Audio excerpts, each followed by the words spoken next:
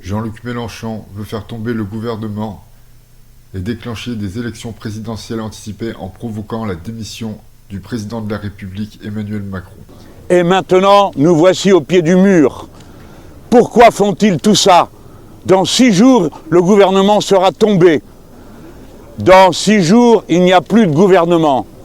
Et il n'y a pas d'autre possibilité, si l'on veut revenir aux urnes, comme on le fait dans tous les pays démocratiques du monde. Quand il y a un blocage institutionnel, ce sont les électeurs qui décident comment on débloque. Est-ce que la démission d'Emmanuel Macron et l'organisation d'une nouvelle élection présidentielle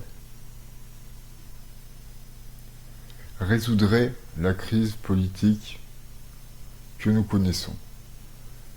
Il y a deux points. Est-ce que la crise politique que nous connaissons n'est pas la corrélation de toute la politique qui a été menée depuis des dizaines d'années? Si la crise politique que nous connaissons est une crise qui trouve une source indépendamment de toutes les politiques qui ont été menées jusqu'ici, alors l'organisation de nouvelles présidentielles pourrait être une solution. Mais si la crise politique que nous connaissons à l'heure actuelle est la corrélation directe, le résultat, la finalité même, c'est la première fois.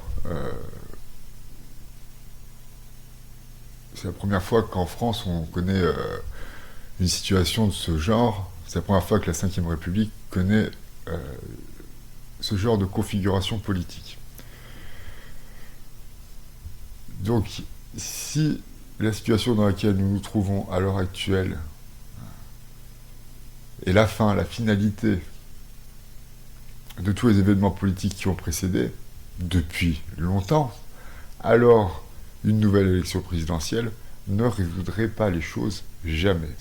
Car soit l'impasse politique dans laquelle nous nous trouvons actuellement n'a pas de solution et restera peut-être passagère, soit la solution à apporter à l'impasse politique qui serait définitive dans laquelle nous nous trouverions serait de changer de constitution. Merci de m'avoir écouté et aimez-vous les uns les autres.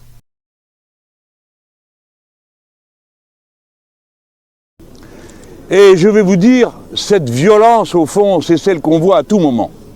Regardez bien, nous avions déposé un texte pour que l'Assemblée nationale vote contre le Mercosur.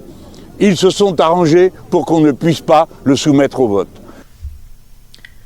De toute façon, le Mercosur est une affaire européenne et pas une affaire française.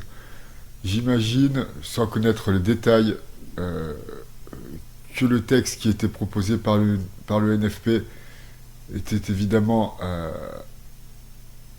absurde. Dans le contexte, le Mercosur est une affaire européenne et ce n'est pas une affaire française.